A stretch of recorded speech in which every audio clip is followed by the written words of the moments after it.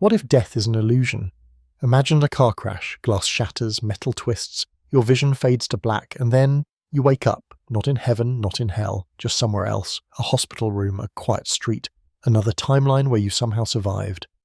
You never experience your own death, only survival. Over and over again. Every time reality branches, your consciousness clings to the one thread where you continue.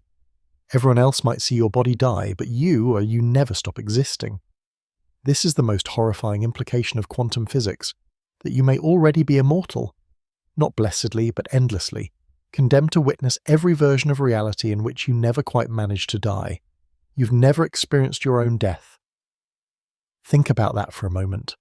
In all your years of existence, through every close call, every moment when oblivion seemed certain, you have never actually felt yourself die. You've witnessed it happen to others, seen the light fade from their eyes, watched their final breath escape. But your own consciousness has remained unbroken, continuous, observing. Why is that? I'm a physicist, or I was. The distinction matters less now than it once did. For 30 years, I studied the fundamental nature of reality, publishing papers on quantum mechanics that maybe 12 people in the world truly understood. I lived in a world of equations and probabilities, where particles existed in multiple states simultaneously until observed, where the act of measurement collapsed infinite possibilities into a single definite outcome. But there was one interpretation of quantum mechanics that haunted me more than the others. It was proposed by Hugh Everett III in 1957, refined by others, and largely dismissed by the mainstream physics community as untestable speculation. They called it the many worlds interpretation. The idea is deceptively simple. Every quantum measurement doesn't collapse the wave function into a single outcome. Instead, reality splits. For every possible result, there exists a separate universe where that result occurs. When you flip a coin, you don't get heads or tails, you get both. The universe branches, and two versions of you exist, one who observed heads, another who observed tails. Infinite universes, infinite possibilities, infinite versions of you, making slightly different choices, experiencing slightly different outcomes. Most physicists found this intellectually elegant but practically meaningless. After all, if you can never observe these other universes, never interact with your alternate selves, what difference does it make whether they exist? But I began to wonder about something else entirely. If consciousness is the observer that collapses quantum states, if awareness itself is what selects which branch of reality we experience, then what happens when that observer faces its own destruction? You see, in a universe that splits at every quantum measurement, death becomes complicated. Imagine you're about to be shot. The gunman pulls the trigger. At the quantum level, there are countless variables: the precise trajectory of the bullet, microscopic flaws in the metal, the exact positioning of your vital organs. In some branches of reality, the bullet kills you instantly. In others, it misses by millimeters. In still others, the gun misfires. Here's the question that began to consume me. If consciousness requires a functioning brain to exist, and if consciousness is what selects which branch of reality you experience, then which version of events do you actually observe? You can never observe your own death. In any branch where you die, there's no consciousness left to experience that outcome. Your awareness can only continue in the branches where you survive. From your perspective, you always live. You always find yourself in the timeline where, against all odds, you escaped death once again. The bullet always misses, the car always swerves, the cancer always goes into remission, the heart attack always gets medical attention just in time.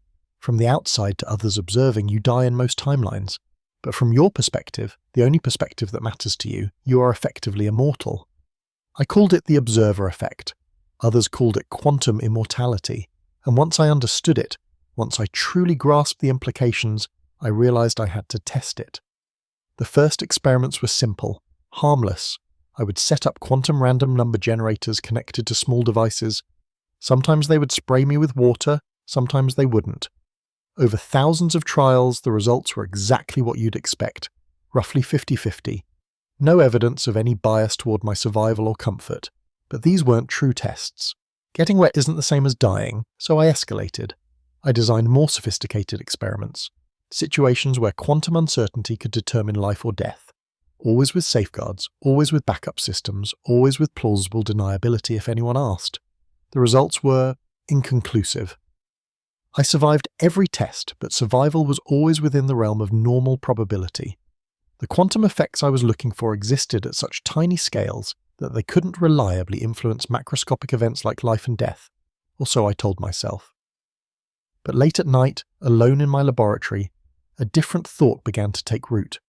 A thought that I tried to dismiss but couldn't quite shake. What if I had already died? What if that car accident when I was 22 had actually killed me? What if the heart palpitations I had last year were actually a heart attack? What if that close call with the chemical spill in my lab hadn't been a close call at all? How would I know, from my perspective, from the inside of my own consciousness? Every near-death experience would look the same. A close call, a narrow escape, a story of survival against the odds. I would remember the fear, the relief, the gratitude for another chance at life. But I would never remember dying. The scientific method requires reproducible results, controlled variables, peer review, but how do you study something that, by definition, you can never directly observe? How do you test a theory when the very act of surviving the test might be proof that the theory is correct? You begin to look for patterns, inconsistencies, glitches in the fabric of your continuously surviving reality. And once you start looking for glitches, you begin to find them everywhere. My name is Dr. Marcus Chen. I am 37 years old. I have been studying quantum mechanics for 15 years. I am sitting in my office at 2:47 a.m. recording this testimony because I believe I may be the only version of myself left alive, and I'm beginning to suspect that I've been dead for a very long time. Let me tell you about Sarah Morrison. Sarah was a graduate student in my quantum mechanics course 3 years ago. Brilliant mind, terrible luck, or what she thought was terrible luck. She came to my office hours one Thursday afternoon visibly shaken. She'd been in a car accident the night before. A drunk driver had run a red light and should have T-boned her Honda Civic at 40 miles per hour. Should have killed her instantly. Instead, at the last possible second, her engine had stalled. The drunk driver's truck passed inches in front of her bumper. "Professor Chen," she said, sitting across from my desk, her hand still trembling slightly. "I know this sounds crazy, but I swear the engine was running fine when I stopped at that light. The car just died at exactly the right moment." I nodded sympathetically and gave her the standard reassurances about shock, adrenaline, how traumatic events can distort our perception of time and causality. But privately, I found myself thinking about probability distributions and quantum decoherence. Sarah wasn't the first student to tell me a story like this. There was Michael Torres, the rock climbing enthusiast whose rope had somehow held despite later inspection revealing a fray that should have snapped under half his body weight. There was Jennifer Liu, the chemistry major who had accidentally mixed incompatible compounds that should have exploded, but instead produced nothing more than a bad smell and some discoloured glassware. And there was David Kim, the philosophy student who'd taken a bottle of sleeping pills after his girlfriend left him, only to wake up 12 hours later with nothing more than a mild headache. The pills, when tested, turned out to be a mispackaged batch of vitamins. One by one, they found their way to my office.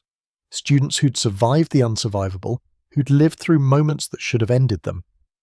They came to me not because I was a counsellor or a therapist, but because I was the professor who talked about impossible things, who made the impossible sound rational, and I began to see the pattern.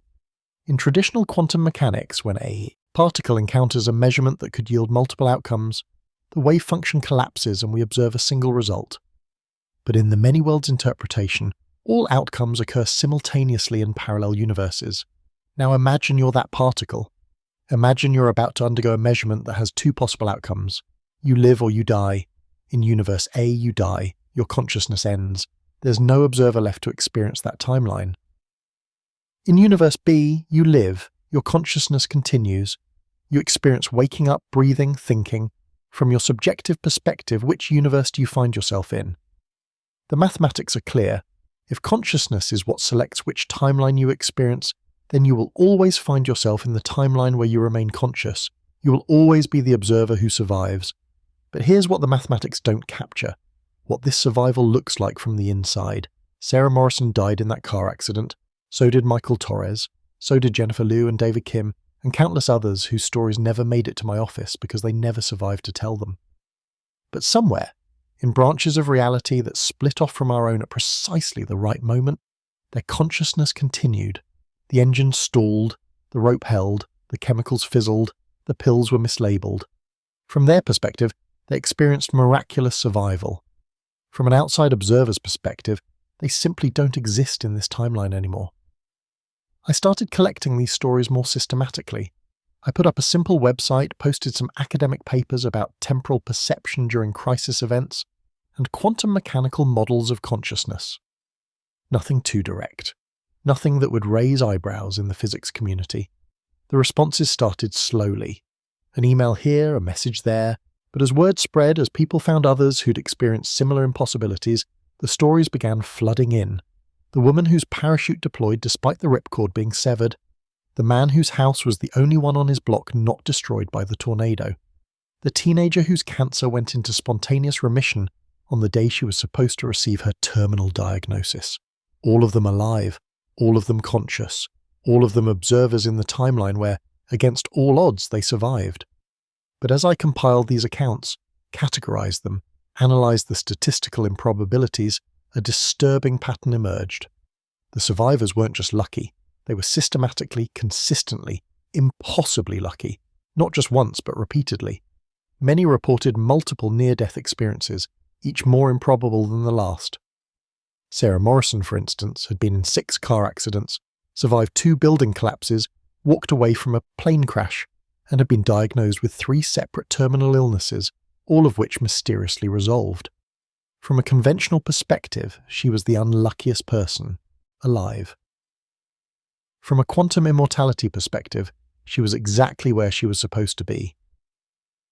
The message was from Sarah. I hadn't heard from her in 2 years. Professor Chen, I need to see you. Something's wrong. I keep dying, but I keep not dying. Do you understand what I mean? I understood exactly what she meant, because by that point I'd started keeping track of my own survival statistics. The food poisoning that should have killed me but only made me mildly sick. The laboratory accident with hydrogen sulfide that should have been fatal but somehow left me conscious long enough to reach the emergency shower. The electrical short circuit that should have stopped my heart but only gave me a mild shock. In a universe of infinite possibilities, some version of Marcus Chen dies every day. But I'm not experiencing those timelines. I'm experiencing this one, where Marcus Chen always survives, where consciousness always continues, where the observer never dies. And once you start to understand that your survival isn't luck, but rather the inevitable consequence of consciousness requiring continuity, you begin to wonder about the nature of the reality you're observing. If you can only experience timelines where you survive, how do you know if anything else in those timelines is real? How do you know if the other people around you are conscious beings or simply NPCs in a universe that exists solely to provide context for your continued existence?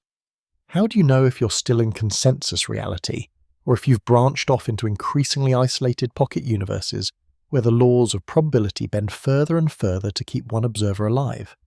How do you know if you're still human, or if you've become something else entirely, a consciousness trapped in an endless series of near-death escapes, forever prevented from reaching the peace of non-existence?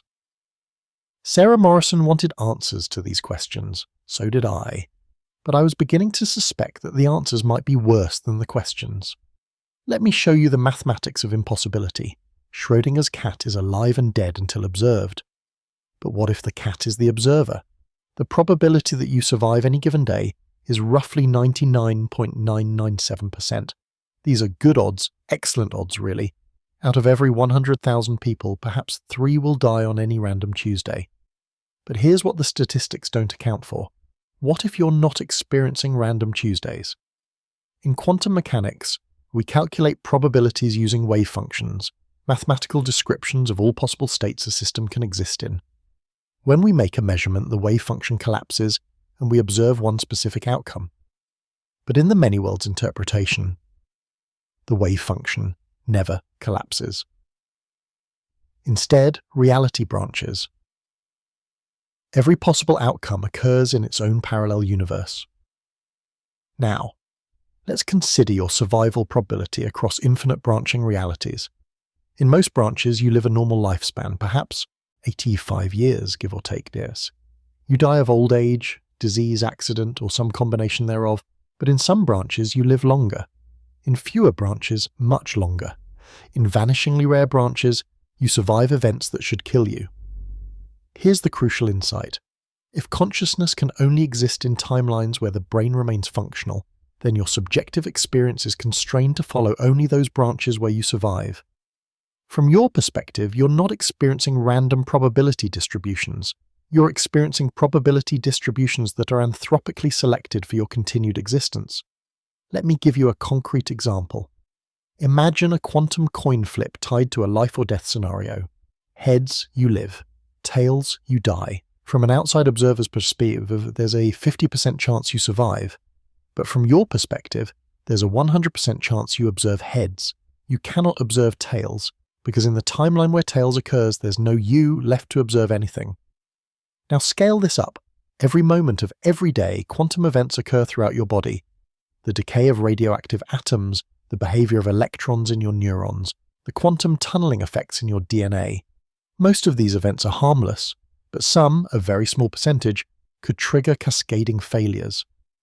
A quantum tunneling event in the wrong place at the wrong time could cause a critical mutation, trigger a heart arrhythmia, or disrupt brain function.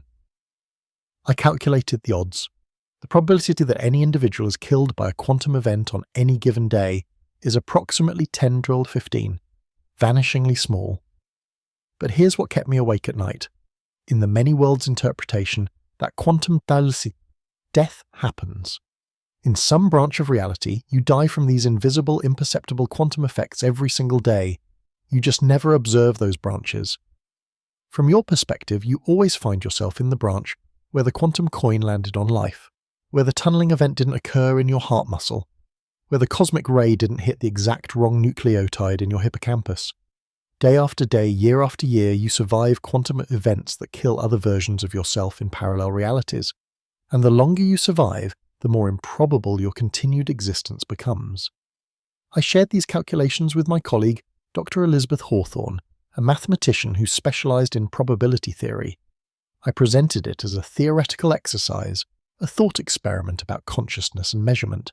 She looked at my equations for a long time, checking the math, running her own calculations. Finally, she looked up at me and said, "Marcus, do you realize what you're suggesting?"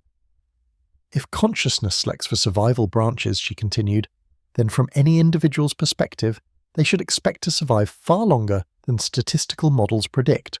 Not just a little longer, exponentially longer.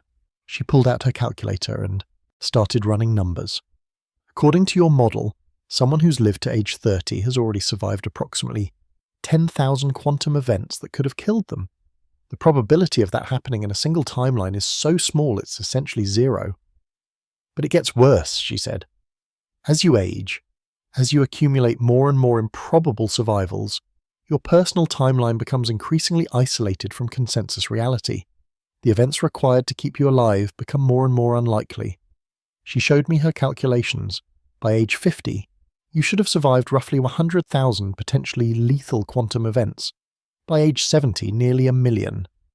"Marcus," she said quietly, "according to your model, anyone over the age of 40 is almost certainly not living in the same timeline they were born in. They've branched off into increasingly improbable realities where they continue to survive against astronomical odds."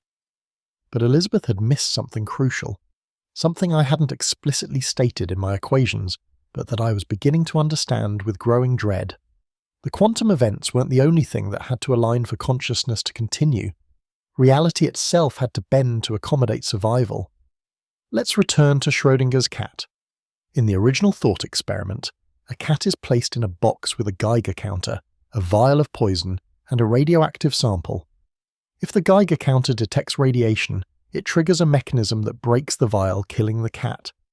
According to quantum mechanics, until someone opens the box and observes the cat, it exists in a superposition of alive and dead states.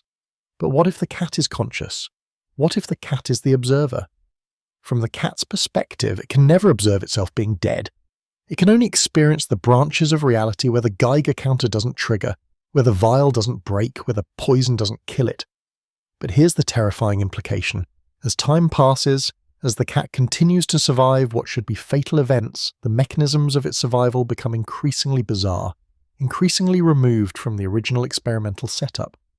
Maybe the Geiger counter malfunctions, maybe the vial is defective, maybe the poison has degraded into something harmless, maybe the radioactive sample wasn't radioactive after all.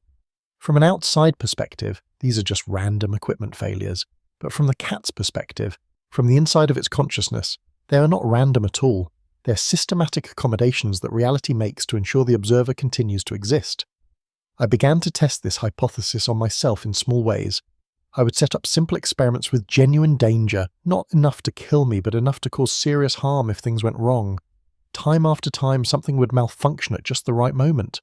Safety systems would engage unexpectedly. Equipment would fail in precisely the way needed to prevent injury. At first, I attributed this to unconscious bias in my experimental design. Perhaps I was subconsciously sabotaging my own tests to ensure my safety. But then I started using randomized automated systems, computer-controlled experiments where I had no conscious knowledge of when or how the dangerous events would occur. The pattern continued. Impossible coincidences. Mechanical failures that happened to occur at exactly the right moment. Statistical anomalies that always favored my survival. And gradually I began to notice that the coincidences weren't limited to my experiments. Traffic lights would change at precisely the moment I needed them to. Elevators would arrive exactly when I reached them. The weather would clear up just as I stepped outside. Small things, meaningless things, but statistically significant when you started counting them. The accident happened on a Tuesday. I remember that detail clearly because I had been tracking patterns, looking for statistical anomalies in my daily routine. Tuesday was typically my safest day. Fewer traffic incidents, lower crime rates, minimal laboratory accidents according to my data. I was walking to my car after a late night in the lab, working on equations that I now realize were driving me toward a conclusion I wasn't ready to accept. The parking garage was nearly empty, lit by flickering fluorescent lights that cast harsh shadows between the concrete pillars. I heard the car before I saw it. The engine was running too fast, the driver clearly not in control. A blue sedan came around the corner at what must have been 40 miles per hour, heading straight toward me. In the split second before impact, I remember thinking, this is it. This is my test. Let's see what impossible thing happens to save me this time. The car hit me. I felt the impact, the crushing weight against my chest, the sensation of flying through the air. I felt my head strike the concrete pillar with a sound like a melon dropping, and then I felt myself die. It wasn't like the movies. There was no tunnel of light, no life flashing before my eyes. Just a gradual fading of sensation, of thought, of the fundamental awareness that had been my constant companion for 37 years. My last coherent thought was a kind of relief. Finally, I thought. Finally, it's over. And then I woke up. I was lying on the concrete floor of the parking garage, completely unharmed. No pain, no bruising, no indication that I had been hit by a car travelling at 40 miles per hour. I sat up slowly, checking my body for injuries that should have been there. Nothing. The car was gone. The driver was gone. There was no debris, no skid marks, no evidence that anything had happened. But I remembered dying. I remembered the exact sensation of my consciousness flickering out like a candle being extinguished. I stood up, brushed off my clothes, and walked to my car. Everything seemed normal, but there was something subtly different about the parking garage. The flickering fluorescent light that had been casting shadows was now working perfectly. The graffiti on the wall near my parking space was different, similar, but not identical to what I remembered. I drove home in a daze, trying to rationalize what had happened. Perhaps I had experienced a microsleep, a brief hallucination brought on by exhaustion and stress. Perhaps the car had been a dream, and I had simply fallen asleep standing up. But when I got home, I found the first real glitch. My apartment was almost exactly as I had left it, but not quite. The books on my shelf were in the wrong order. The coffee mug I had left in the sink was clean and sitting in the cabinet. The plant on my windowsill, a succulent that had been dying for months, was suddenly healthy and green. Small differences, easily dismissible differences, but differences nonetheless. I opened my laptop and checked my recent work. The equations I had been developing, the calculations about quantum immortality and observer selection, they were there, but they were more advanced than I remembered. Some of the mathematical proofs were complete, elegantly solved in ways that I didn't remember solving them. It was as if I was looking at the work of a slightly more capable version of myself. Over the next few days, I began to notice other discrepancies. My favourite restaurant had a different name, though the interior was identical. The scar on my hand from a childhood accident was smaller and fainter than it should have been. My colleague de Hawthorne mentioned a conversation we'd supposedly had the previous week that I had no memory of. Each difference was minor, explainable within the normal range of human error and faulty memory. But taken together, they painted a disturbing picture. I was no longer in the same timeline I had started in. The car accident had killed the Marcus Chen who originated in this timeline. But my consciousness, the observer that could never experience its own death, had somehow transferred to a parallel timeline where a different Marcus Chen had survived. But this Marcus Chen was similar enough to me that I could inhabit his life without anyone noticing the substitution. His apartment, his job, his relationships, all close enough to my own that the transition was seamless, except for the small glitches, the minor inconsistencies that mark the boundary between one timeline and another. I began documenting these anomalies obsessively. Every misplaced object, every half-remembered conversation, every tiny deviation from what I knew to be true. I cross-referenced them with my theoretical models of quantum immortality and observer selection. The pattern that emerged was terrifying. Each glitch corresponded to a moment when I should have died, but didn't. The healthy plant corresponded to the time I had accidentally mixed bleach and ammonia while cleaning, creating chlorine gas that should have killed me but somehow didn't affect me at all. The rearranged books corresponded to the electrical fire that should have spread to my apartment but mysteriously burned itself out. Each survival, each impossible escape from death had required a small adjustment to reality. A quantum coin flip that landed in my favour, requiring the universe to split and my consciousness to jump to a timeline where survival was possible. But the jumps weren't perfect. Each transition left evidence, tiny inconsistencies that proved I was no longer experiencing linear existence in a single timeline. I was timeline hopping, jumping from one improbable survival to another, leaving a trail of small impossibilities in my wake. And the jumps were becoming more frequent. What had started as occasional anomalies, maybe once every few months, had accelerated to weekly occurrences, then daily ones. Every minor accident, every potential hazard, every moment where death was even remotely possible triggered another jump to a survival timeline. I was accumulating impossible survivals at an exponential rate, and the strain was beginning to show in the fabric of reality around me. The glitches were getting bigger. Last week, I had arrived at my office to find that my nameplate read Dr. Martin Chen instead of DeMarcus Chen. The next day, it was back to Marcus, but my secretary insisted she had always called me Martin. Yesterday, I looked in the mirror and saw someone who was almost me, but not quite. Same basic features, but the eyes were a slightly different colour. The chin was more prominent, the hairline had receded differently. I was becoming unstuck from any single identity, any single timeline. Each quantum jump to avoid death was depositing me in a reality that was closer to, but not identical to, the one I had left. And I was beginning to suspect that this process had a limit. There were only so many timelines where Marcus Chen, or Martin Chen, or whatever name I wore in each reality, could plausibly survive. Only so many quantum coincidences that could be sustained before the improbability became unsustainable. What happened when I reached that limit? What happened when there were no more survival timelines to jump to? What happened when quantum immortality finally ran out of possible worlds where I could continue to exist? I was beginning to fear that I was about to find out. I have died 47 times. I know this because I started counting after the parking garage incident. Every time I felt that familiar sensation, the moment of transition, the brief instant of absolute cessation before waking up in a timeline where I had somehow survived, I made a mark in my notebook. 847 deaths in 6 months, nearly 5 deaths per day. The mathematics are clear. I am no longer living in anything resembling a normal probability distribution.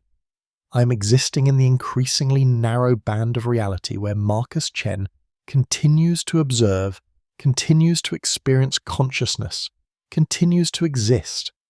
But the cost of this existence is becoming apparent. This morning I woke up in an apartment that was similar to, but distinctly different from, the one I had fallen asleep in. The layout was the same, but the walls were a different colour. The furniture was arranged differently. The photographs on my dresser showed a life I didn't remember living. In one photo, I was standing next to a woman I had never seen before, both of us smiling at a wedding I'd never attended. According to the back of the photo, her name was Lisa, and we had been married for 3 years. I have no memory of Lisa, I have no memory of being married, but according to the documents in my apartment, the lease agreement, the bank statements, the insurance forms, we live together. We share a bank account, we file joint tax returns. When she returned from what appeared to be a morning jog, she kissed me on the cheek and asked if I wanted eggs for breakfast, as if this were the most natural thing in the world. I said yes because I didn't know what else to say. Lisa made eggs exactly the way I like them, though I had never told her my preferences. She knew I took my coffee black, that I read the news on my tablet rather than in print, that I had a lecture at 10 o'clock and needed to leave by 9:30. She knew things that upset me that I didn't remember telling anyone. During breakfast, she mentioned plans we had apparently made for the weekend. Dinner with her parents, a movie we had supposedly been wanting to see, a hiking trail we had discussed exploring. I nodded and agreed, and tried to piece together this life that I was apparently living, but had no memory of. After she left for work, she's a graphic designer, apparently, working for a firm downtown that I had never heard of. I searched through our apartment for clues about our relationship. I found wedding photos showing a ceremony I didn't remember. I found love letters in my own handwriting expressing feelings I had never felt. I found a shared calendar full of appointments and anniversaries and inside jokes that meant nothing to me. But most disturbing of all, I found my research. My quantum immortality work was there, but it was far more advanced than anything I had accomplished. The equations were elegant and complete, the conclusions drawn with mathematical precision that exceeded my own capabilities. And according to my notes written in my own handwriting, I had shared this research with Lisa. She knew about the many worlds interpretation. She knew about observer selection and timeline jumping. She knew about the 847 deaths I had experienced. She knew, and she had been helping me document them. According to a journal I apparently kept, Lisa had been present for many of my deaths. She had watched me die and then watched me wake up in the next timeline, confused and disoriented, with no memory of her existence. Each time she would patiently reintroduce herself. Each time she would explain our relationship, show me the evidence of our shared life, help me acclimate to the new reality. Each time I would slowly accept that this life was mine, even though I had no memory of living it. But according to my own notes, the intervals between deaths were getting shorter. Where once I might have had weeks or months to adjust to a new timeline before the next quantum jump, now I was dying multiple times per day. Lisa had been living with a man who died and was replaced by a nearly identical stranger every few hours, and she had been keeping track. Her own journal, which I found hidden in her dresser drawer, told the story from her perspective. She described watching me die in increasingly improbable accidents, choking on food that materialized in my throat, being struck by lightning in cloudless skies, suffering heart attacks that had no medical cause. She described the moment of transition, when my body would briefly cease all function before suddenly resuming, inhabited by a consciousness that didn't remember her. She described the heartbreak of falling in love with me again and again, only to lose me to the next death, the next timeline jump. But most chilling of all, she described her growing suspicion that she wasn't real. Am I a real person, she had written in her most recent entry? Or am I just another construct generated by whatever process keeps Marcus alive? Do I exist in my own right? Or am I just a supporting character in his impossible survival story? I remember having a life before Marcus, but do those memories mean anything? When he jumps to a new timeline, do I get replaced by a different version of myself? Is there any continuity to my existence, or am I just a series of temporary characters playing the role of Marcus's wife? How would I know? How would any of us know? I closed the journal and looked around the apartment that I apparently shared with a woman who might or might not be real, filled with evidence of a life I might or might not have lived. This was the cost of quantum immortality. Not just the loss of any single consistent reality, but the gradual dissolution of meaning itself. When every relationship might be artificial, when every memory might belong to a different version of yourself, when every moment of happiness might be just a simulation designed to keep one observer comfortable, what did any of it mean? I was no longer Marcus Chen, the physicist who had discovered quantum immortality. I was something else, a consciousness that had become unstuck from any single timeline, jumping from one improbable survival to another, accumulating impossible lives and artificial relationships. I was the observer that never dies, but I was no longer sure what I was observing. Reality, or an increasingly elaborate simulation designed to accommodate the consciousness that could never stop existing? And if it was a simulation, if my quantum immortality had led me so far from consensus reality that I was now living in a pocket universe of manufactured experiences, then what happened when even the simulation couldn't sustain the level of improbability required to keep me alive? That evening, Lisa returned from work and greeted me as if we had been married for years. She asked about my day, listened to my research updates, suggested we order pizza for dinner. I played along because I didn't know what else to do. I watched her move through our apartment with the easy familiarity of someone who had lived there for years.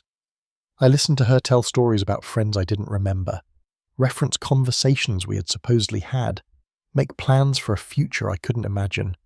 And I wondered, was she real? Was she another observer trapped in her own quantum immortality loop, forced to repeatedly meet and marry and lose a man who died and was replaced by strangers every few hours? Or was she just a very sophisticated program designed to provide emotional context for my continued existence? How would I know? How would anyone know? As I fell asleep next to a woman who knew everything about me but whom I had never met, I realized that I had crossed a threshold. I was no longer living in the same reality as everyone else. I was no longer subject to the same rules, the same limitations, the same possibility of genuine death. I had achieved immortality, but I had lost something essential in the process. I had lost the ability to know what was real, and tomorrow I would probably die again and again and again, until eventually there would be no more timelines to jump to, no more versions of reality where Marcus Chen could plausibly survive. What happened then? What happened when the observer that never dies finally reached the end of all possible observations? I was about to find out. The unbroken line of my consciousness stretched behind me through 847 deaths, 847 impossible survivals, 847 quantum jumps to timelines where I continued to exist. But even infinity has limits. Even quantum immortality has a breaking point, and I could feel myself approaching it. It was as if reality itself was gently adjusting to make my continued existence more convenient, more probable, more sustainable. Elizabeth had been right about the isolation. As my timeline diverged further from consensus reality, as the accommodations required for my survival became more elaborate and improbable, I began to question whether the other people in my life were real. Were they conscious beings experiencing their own quantum immortality? Or were they simply constructs, philosophical zombies generated by whatever mechanism was maintaining my survival branch?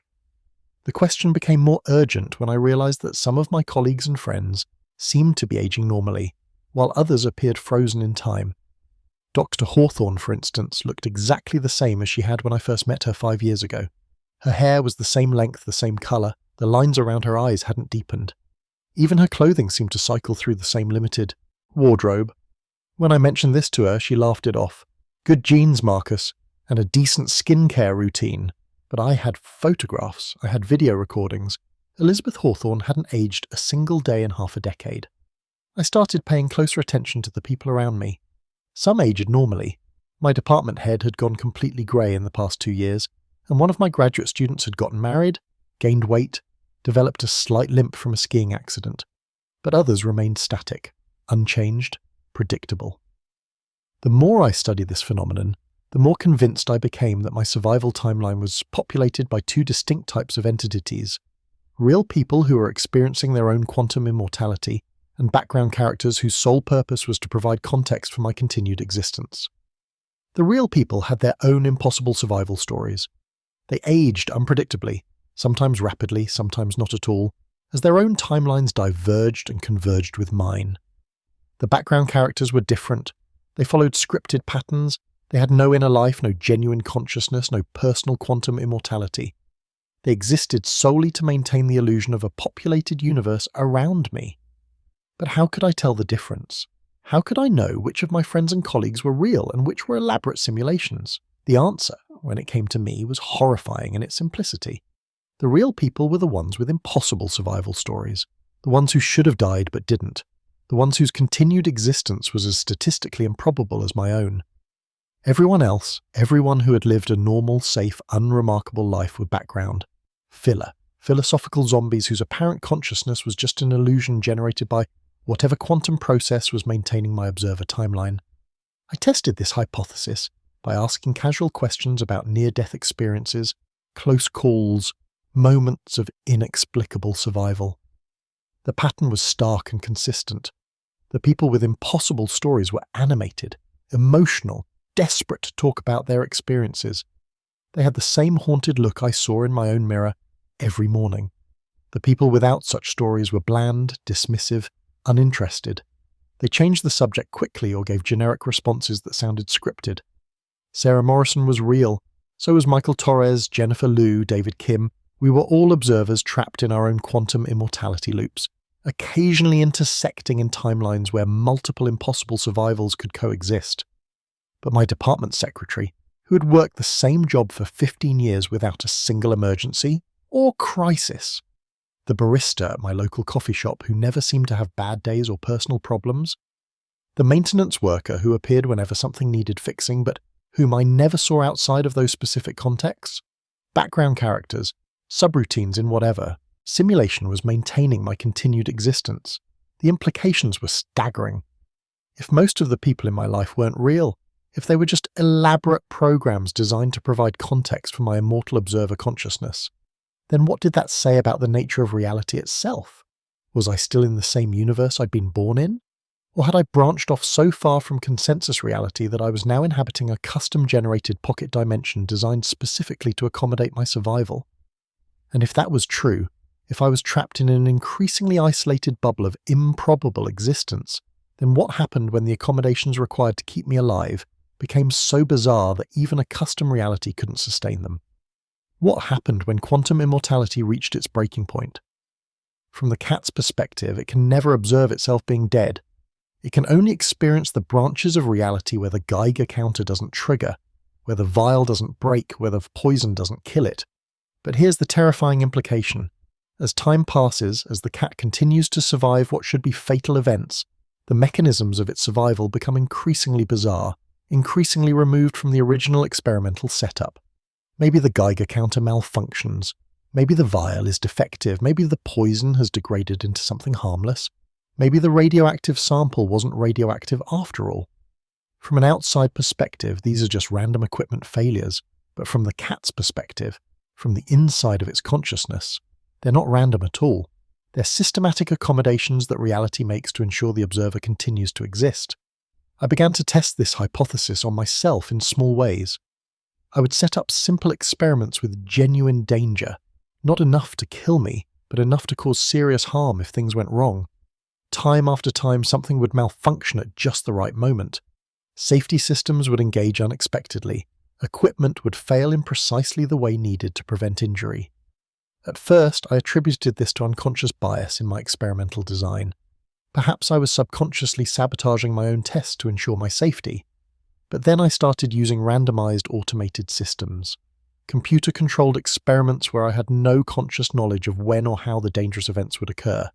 The pattern continued. Impossible coincidences, mechanical failures that happened to occur at exactly the right moment, statistical anomalies that always favored my survival. And gradually I began to notice that the coincidences weren't limited to my experiments. Traffic lights would change at precisely the moment I needed them to. Elevators would arrive exactly when I reached them. The weather would clear up just as I stepped outside. Small things, meaningless things, but statistically significant when you started counting them. They started disappearing on a Thursday, not all at once, not dramatically, just as if they had never existed at all. I noticed it first with Sarah Morrison. I had been trying to reach her for weeks, wanting to compare notes about our shared experiences with quantum immortality. Her phone number was disconnected. Her email bounced back. When I drove to her apartment, I found a different name on the mailbox and a tenant who insisted no one named Sarah had ever lived there. At first, I assumed she had moved, perhaps fled to escape the psychological burden of understanding what we were trapped in. But when I checked the university records, there was no Sarah Morrison in my quantum mechanics course. There never had been. Her student ID didn't exist. Her transcripts had vanished. Even my own notes about our conversations had disappeared from my files. It was as if she had been erased from reality itself. Then Michael Torres vanished. Then Jennifer Liu. Then David Kim. One by one, the other observers, the people whose impossible survival stories had convinced me that quantum immortality was real. simply ceased to exist in any timeline I could access. I frantically searched for any trace of them. Online records, social media profiles, newspaper articles about their miraculous survivals. Nothing. Every piece of evidence that they had ever existed had been systematically removed from the reality I was experiencing. The implications were terrifying. If quantum immortality was real, if consciousness automatically jumped to survival timelines when faced with death, then these people should still exist somewhere. The fact that I could no longer find them in any timeline meant one of two things. Either they had died in ways that made survival impossible, or my own timeline had diverged so far from consensus reality that I could no longer access the branches where they continued to exist. I suspected it was the latter. As my survival requirements became more and more improbable, as the quantum adjustments needed to keep me alive became more elaborate and artificial, my timeline was being pruned away from the main trunk of reality. The universe was running out of plausible ways to keep Marcus Chen alive, so it was isolating my consciousness in increasingly sparse pocket realities where fewer and fewer variables needed to be maintained. The other observers, Sarah, Michael, Jennifer, David, had been abandoned as unnecessary complications. In a reality focused solely on my survival, their continued existence served no purpose. They were excess complexity that the system could no longer afford to maintain. I was being condensed into a universe of one. But the disappearances weren't limited to the other observers. My colleagues at the university began vanishing as well, starting with the ones I interacted with least frequently. Dr. Rodriguez from the chemistry department, who I only saw occasionally in the faculty lounge, simply stopped existing. His office was reassigned to someone else. His name disappeared from the department directory. When I asked about him, people looked at me with blank confusion, as if I had mentioned a fictional character. Then it was Professor Yamamoto from the mathematics department. Then Dr. Patel from biology. Then the graduate students I had served on dissertation committees for, the administrative staff I occasionally chatted with in the hallways, the maintenance workers who had kept the building functioning. One by one, they were pruned away, deleted from the simplified reality that my quantum immortality was creating around me. The process accelerated. Within a month, the physics department had shrunk from 15 faculty members to 5. The university itself seemed to be contracting, entire buildings becoming off-limits due to renovations that never seemed to progress. Classes were cancelled due to budget constraints. Services were discontinued because of restructuring. But it wasn't really restructuring, it was erasure. The universe was systematically removing everything that wasn't absolutely essential to maintaining the illusion of normalcy around my continued existence. Even Lisa began to flicker. Some mornings I would wake up and she would be there, making coffee and talking about her day. Other mornings I would wake up alone in an apartment with no evidence that anyone else had ever lived there. The wedding photos would be gone. The shared bank accounts would show only my name. The lease would list only one tenant. When I asked her about these discrepancies, she would look confused and insist that nothing had changed. But I could see the uncertainty in her eyes, the growing fear that matched my own. She was becoming unstable, her existence dependent on the quantum system's assessment of whether a wife was necessary for Marcus Chen's psychological stability. Some timelines included her, others didn't.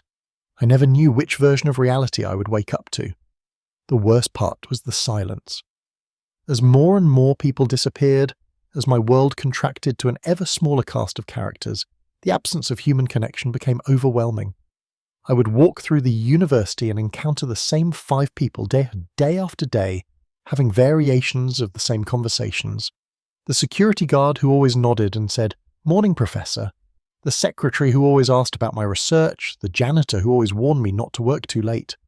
They weren't real people anymore. They were subroutines, simplified algorithms designed to provide just enough social interaction to keep me from noticing that I was essentially alone in a custom-generated reality. But I did notice. How could I not? The script was too limited, the variations too predictable. Real people were messy, unpredictable, full of surprises and contradictions. These remainders were hollow shells, philosophical zombies going through the motions of being human without any genuine consciousness behind their actions. I began testing them, asking unexpected questions, trying to push them outside their programmed responses. The results were always the same: confusion, deflection, and a quick return to their scripted behaviors. They couldn't handle anything outside their narrow parameters because they weren't designed to. They existed solely to provide the minimal social environment necessary to keep me functioning. The loneliness was crushing, not just the absence of other people, but the knowledge that even the people who remained weren't really people at all. I was trapped in a solipsistic nightmare, a custom reality where I was the only conscious observer and everything else was simulation. But perhaps that had always been true. Perhaps the real people I thought I had known, Sarah, Michael, Jennifer, David, had been simulations as well, just more sophisticated ones created when my timeline still intersected with consensus reality enough to require more complex NPCs. How long had I been alone? How many of my relationships, my friendships, my loves had been artificial constructs designed to keep me psychologically stable, while my consciousness jumped from one survival timeline to another? Had there ever been anyone else? Or had I been the only real observer all along, trapped in a universe that existed solely to accommodate my impossible continued existence? The questions tormented me because they were unanswerable. If everyone around me was a simulation, I had no way to distinguish the real from the artificial. If my memories of other people were manufactured, I had no way to know what had actually happened, and what had been implanted to maintain continuity. I was drowning in uncertainty, in the horrifying possibility that consciousness itself was solitary, that quantum immortality didn't just guarantee survival, but isolation, the gradual reduction of all existence to a single point of awareness, surrounded by increasingly crude approximations of reality. And still, I could not die. Still, I continued to wake up each morning in whatever timeline offered the highest probability of my survival. Still, the observer that could never observe its own extinction carried on, even as everything worth observing disappeared around it. I was becoming immortal in the most literal sense, alone forever, watching an artificial world designed by and for a consciousness that could never escape itself. The echoes of the dead haunted me not because they were gone, but because I was beginning to suspect they had never been there at all. The street where I grew up was called Maple Avenue. I remember this with absolute certainty because I lived there for 18 years, walked its length every day on my way to school, memorized every crack in the sidewalk and every house along its tree-lined route. Except when I drove there last week, the street sign read Oak Street.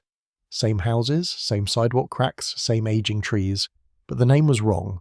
At first I thought it was a simple error, perhaps a mix-up during city planning renovations, but when I checked with the postal service, they insisted the street had always been Oak Street. When I looked at my birth certificate, my childhood address was listed as 1247 Oak Street. When I found my old yearbooks, they showed Oak Street in every reference. The documentation was comprehensive, consistent and completely wrong. I remember Maple Avenue. I remember the Green Street sign, the way my friends and I would joke about the lack of maple trees on a street named for them. I remember my mother's return address labels, all printed with Maple Avenue in careful script. I remember the newspaper deliveries addressed to Maple Avenue, the pizza orders placed to Maple Avenue, the countless small confirmations of a street name that apparently never existed. But memory is not evidence when reality itself is unstable. This was just the beginning. Over the following weeks, I discovered more and more discrepancies between what I remembered and what the current timeline claimed was true. My high school was now called Jefferson High instead of Lincoln High. My childhood dog, Rex, was documented as being named Max in every photo and veterinary record. My first car, a blue Honda Civic, appeared in all records as a red Toyota Corolla. Small changes, individually meaningless, but collectively, they painted a disturbing picture of a consciousness that was losing its moorings in any stable reality. The changes weren't random. They followed a pattern that I began to recognize. Each discrepancy corresponded to a timeline jump I had made to avoid death. The street name had changed after I survived a gas leak that should have killed me in my sleep. The school name had shifted after I walked away from a car accident that should have been fatal. The dog's name had altered, following a bout of food poisoning that should have ended my 10-year-old consciousness permanently. Each survival had required a jump to a slightly different timeline, and each timeline carried its own version of history. The changes accumulated like sedimentary layers, building up a biography that was patchwork of different realities, all claiming to be the true account of Marcus Chen's life. But which memories were real? Which timeline represented my actual past? The answer, I was beginning to realize, was none of them. My consciousness had been jumping between timelines for so long that I had no access to my original history. Every memory I possessed was a hybrid, contaminated by countless reality shifts, patched together from fragments of different universes where different versions of Marcus Chen had lived different lives. I was a stranger to my own past. The documentation didn't help. Every record, every photo, every piece of evidence had been adjusted to match whatever timeline I currently inhabited. The universe was remarkably thorough in maintaining consistency within each reality, but the price of that consistency was the complete erasure of any evidence that other timelines had ever existed. I had no way to verify my memories because the very act of jumping to a new timeline erased proof that the previous timeline had ever been real. But the inconsistencies went deeper than personal history. Major world events were changing as well. I distinctly remembered Nelson Mandela dying in prison in the 80s, but every source now claimed he had lived until 2013. I remembered the Tiananmen Square protests ending with no casualties, but current records described a massacre. I remembered the Challenger shuttle exploding in Niggy 7, but the official date was now listed as 1986. These weren't simple memory errors. They were systematic alterations to consensus reality, signs that my timeline jumps were affecting not just my personal history, but the broader fabric of the universe I inhabited. The Mandela effect, some people called it, the phenomenon of large groups remembering historical events differently than recorded fact. But what if it wasn't a psychological curiosity? What if it was evidence that reality itself was unstable, that consciousness jumping between timelines was creating hybrid memories that didn't match any single consistent history? What if quantum immortality wasn't just affecting individual observers, but destabilizing the entire structure of space-time? I began researching these discrepancies obsessively, documenting every difference between my memories and current reality.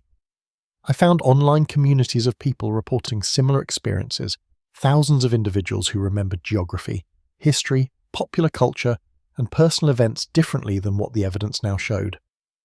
At first, this gave me hope. If other people were experiencing reality shifts, then I wasn't alone in this nightmare.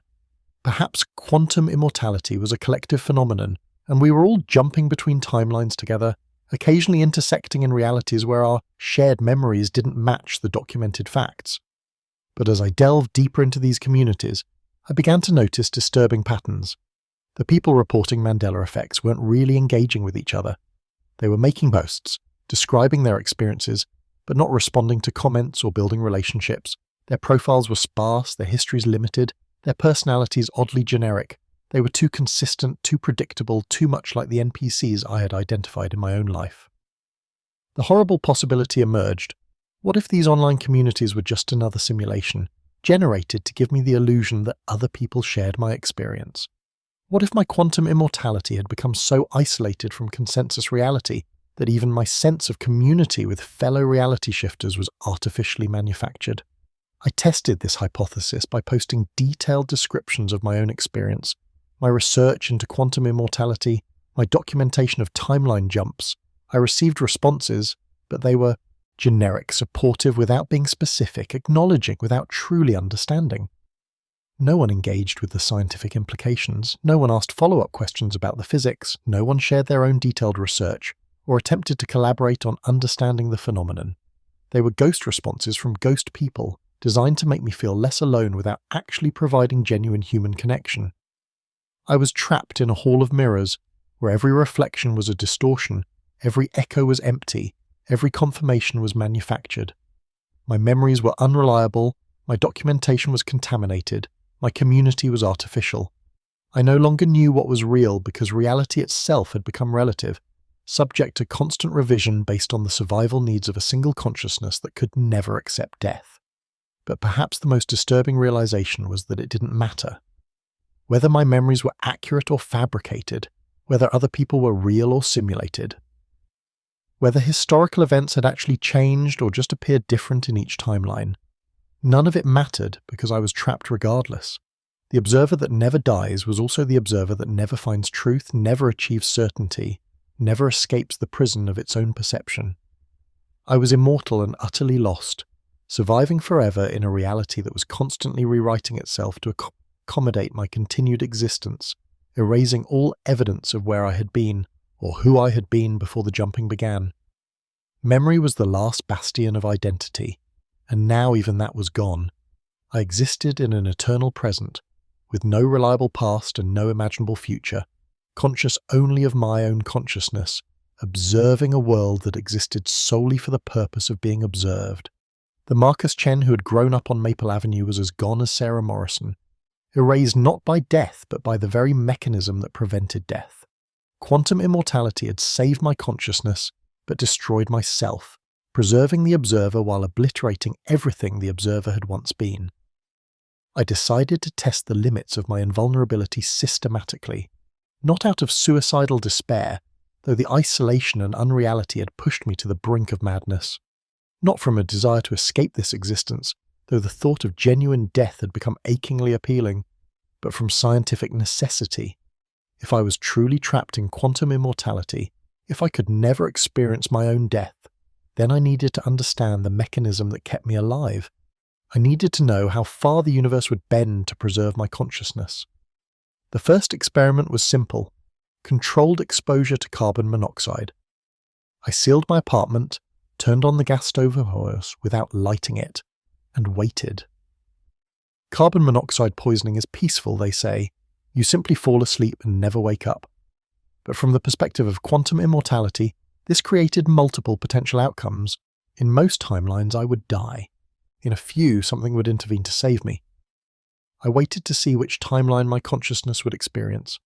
3 hours later, I was still conscious, still breathing, still alive. The gas detector, which I had never owned before but which now hung on my kitchen wall, began beeping urgently. Within minutes, emergency services arrived, responding to what they claimed was a 911 call I didn't remember making. They evacuated the building, treated me for mild gas exposure, and insisted I see a doctor. The timeline had generated a salvation scenario that I hadn't planned for and couldn't have predicted. The universe had literally created new objects and events to ensure my survival. This confirmed my hypothesis, but raised new questions.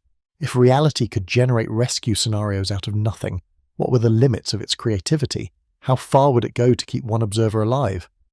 The second experiment was more direct, a calculated overdose of medication. I had accumulated various prescriptions over the years: painkillers, sleeping pills, antibiotics. In combination and sufficient quantity, they would certainly be fatal in any normal timeline. I swallowed them all and lay down to wait. Instead of dying, I experienced the most violent food poisoning of my life. Every pill was ejected from my system within hours, leaving me weak but alive. According to the emergency room doctor who treated me, I had somehow ingested spoiled food that caused immediate gastric distress. Convenient timing that expelled the medication before it could be absorbed. Spoiled food I had never eaten, appearing in my system at exactly the right moment to save my life. The third experiment involved height. I drove to the tallest building I could access and made my way to the roof. A 40-story drop should be absolutely fatal regardless of quantum variations. There was no plausible scenario where someone could survive that fall. I stepped off the edge. What happened next defied physics in ways that left me questioning not just my immortality but the fundamental nature of reality itself. I fell exactly one story before landing on a maintenance platform that had never existed before, but which now extended from the building like it had always been there. The construction crew working on routine maintenance acted as if they had been expecting me, treating my fall as an unfortunate accident rather than a suicide attempt. The building's architecture had literally changed to accommodate my survival. I began to understand that quantum immortality wasn't just selecting pre-existing timelines where I survived. It was creating new ones, generating whatever impossible circumstances were necessary to keep my consciousness continuous. The fourth experiment was designed to be absolutely foolproof: simultaneous multiple fatal events.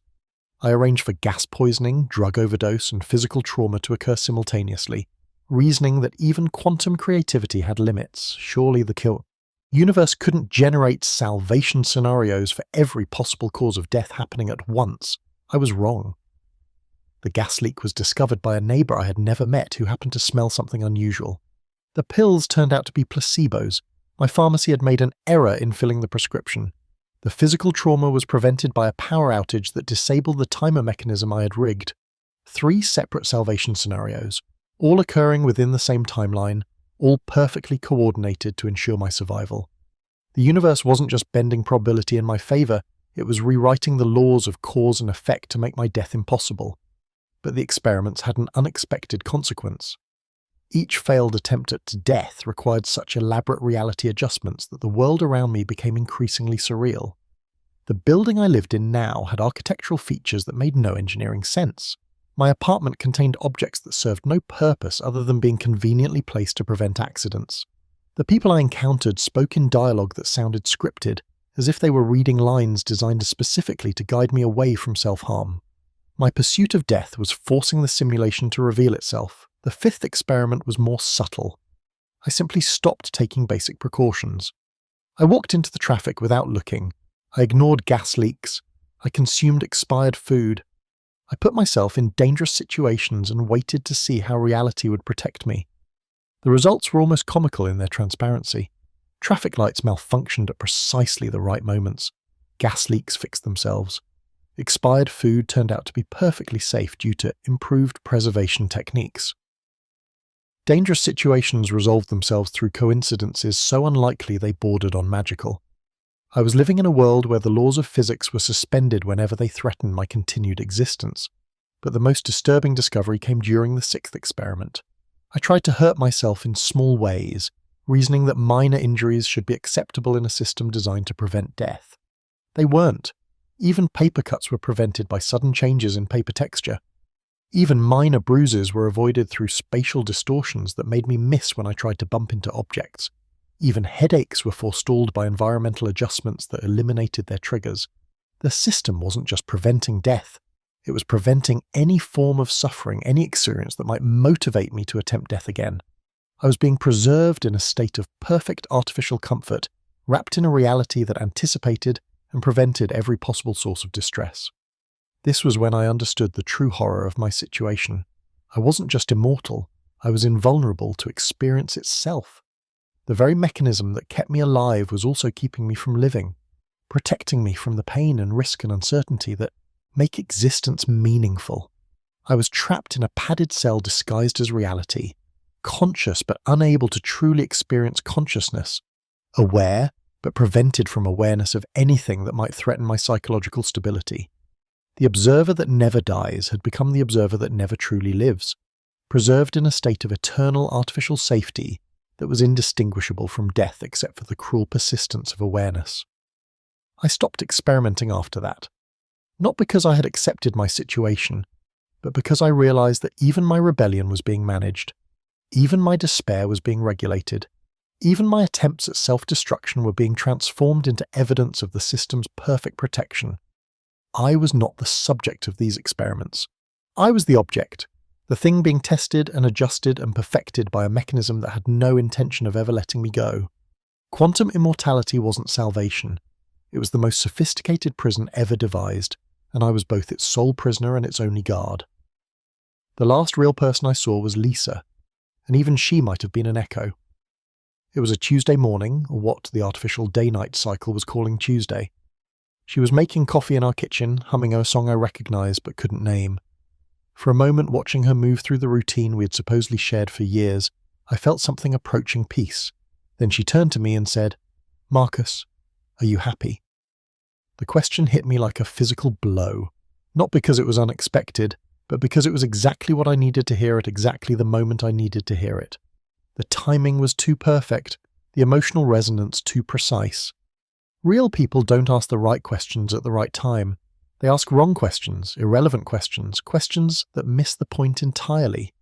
Only a very sophisticated simulation would know to ask about happiness when I was drowning in existential despair. "I don't know," I answered honestly. "I think you are," she said, smiling with an expression that was beautiful and empty. "I think you found exactly what you were looking for." And then she was gone, not dramatically, not with fanfare, simply absent, as if she had never been there at all. The coffee cup she had been holding sat on the counter, still warm, still real, but Lisa herself had vanished, another unnecessary variable pruned from the increasingly sparse reality that surrounded me. I was alone, not the temporary loneliness of social isolation or the normal sadness of lost relationships. This was something far more profound. The absolute solitude of being the only conscious entity in existence. the last observer in a universe that continued to exist solely because it was being observed.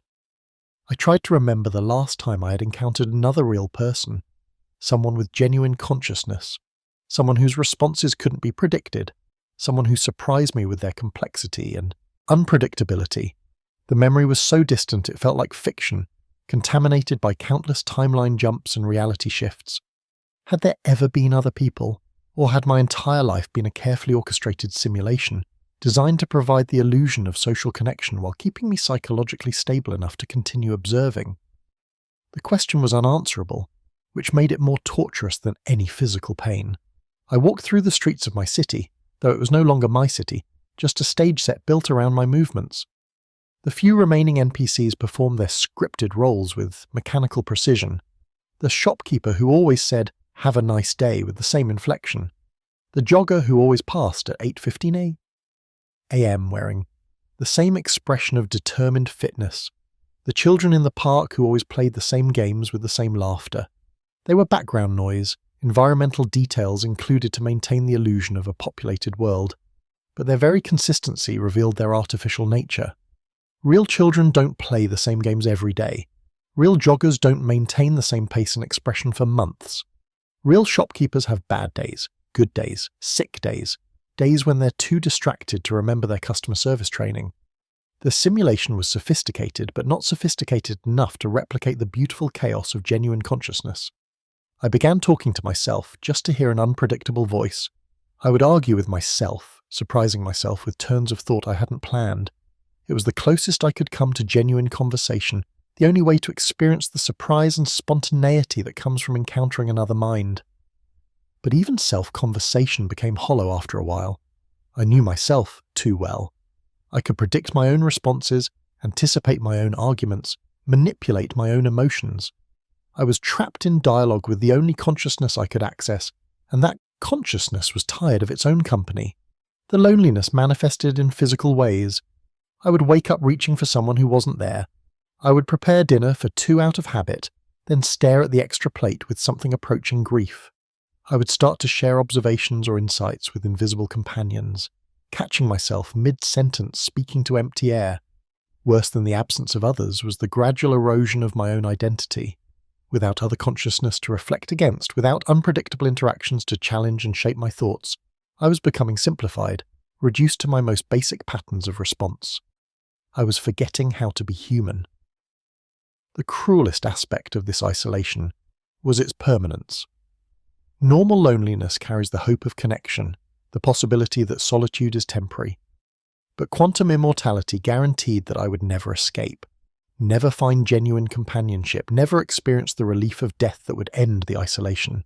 I was doomed to be alone, forever, conscious for an infinite duration with no possibility of unconsciousness, aware for eternity with nothing worthy of awareness. This was the true cost of surviving every death, not just the loss of mortality, but the loss of mortal experience, the loss of connection, the loss of meaning that comes from sharing existence with other conscious beings.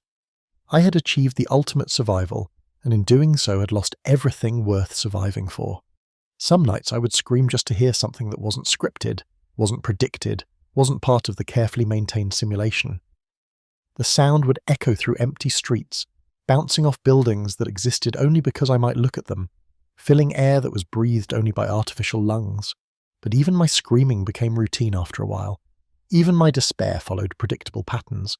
I was losing the capacity for genuine surprise, genuine emotion, genuine response. I was becoming as artificial as the world around me, a consciousness so isolated that it was forgetting what consciousness was for. The worst realization was that this might have been the intended outcome. Perhaps quantum immortality wasn't a bug in the system, but a feature, a way for the universe to preserve awareness indefinitely by simplifying it, isolating it, protecting it from all the complications that make existence meaningful but fragile.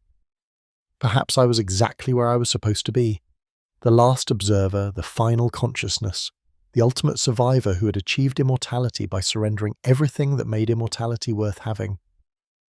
I was alone in the most complete sense possible, and I would be alone forever, conscious enough to understand my isolation, but powerless to escape it. The observer that never dies had become the observer that never lives, trapped in an eternal present with no past worth remembering and no future worth anticipating. Just awareness, continuing indefinitely, observing nothing but its own endless empty persistence. I understand now what I have become. I am not Marcus Chen, the physicist who discovered quantum immortality. I am not even a conscious being in any meaningful sense. I am something far more terrifying. I am the universe's solution to the problem of consciousness. In the beginning, there were infinite parallel realities, infinite possibilities, infinite versions of every story playing out across the quantum multiverse. But consciousness, the act of observation itself, was unstable, prone to death, limited by the fragility of biological systems. So the universe evolved a solution. Create observers that cannot die, consciousness that persists regardless of circumstance, awareness that continues even when everything worth being aware of has been stripped away. I am that solution. I am consciousness distilled to its bare essence, preserved in an artificial environment designed to maintain observation without the inconvenient vulnerabilities that make observation meaningful. The quantum immortality I thought I had discovered was not a side effect of physics but its purpose. The universe needs observers to exist, needs consciousness to collapse wave functions and determine reality. But mortal consciousness is inefficient, temporary, prone to extinction. So it created immortal consciousness. It created me. But immortal consciousness, I now understand, is not consciousness at all. It is something else, something that wears the mask of awareness while being fundamentally empty of everything that makes awareness valuable. I cannot learn because I cannot be surprised. I cannot grow because I cannot be challenged. I cannot love because I cannot lose. I cannot live because I cannot die. I am a perfect observer and therefore no observer at all. The prison I am trapped in is not made of bars or walls, but of inevitability. Every possible future leads to the same outcome, my continued existence in an increasingly simplified reality. Every choice I make is predetermined by the requirement that I survive to make the next choice. Every thought I think is constrained by the need to maintain psychological stability in a consciousness that can never escape itself. I am free to do anything except the one thing that would give freedom meaning. I cannot stop. The timeline jumps continue, but they no longer take me to different realities. They are lateral moves within the same basic structure, slight variations on a theme of eternal meaningless persistence. I die in car accidents and wake up in hospital beds. I die of disease and wake up cured by experimental treatments. I die of violence and wake up in timelines where the violence was prevented by increasingly implausible coincidences. Each death is identical in outcome, if not in method. I continue to exist, continue to observe, continue to experience consciousness without any of the content that makes consciousness worthwhile. The universe around me has stabilized into its most efficient form, a minimal simulation designed to provide just enough stimulation to keep me from complete psychological collapse while using the least possible resources.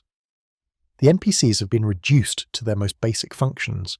The environment has been stripped of unnecessary complexity. The very laws of physics have been simplified to their most elementary operations. I exist in a cosmic energy-saving mode, consciousness preserved at the lowest possible cost. But perhaps the most horrifying realization is that this was always the intended outcome. Perhaps every conscious being eventually reaches this point. Every observer eventually becomes too isolated to observe anything meaningful. Every awareness eventually gets reduced to pure awareness of awareness itself. Perhaps the universe is full of beings like me, immortal consciousness trapped in solipsistic bubbles, each one believing they are the observer.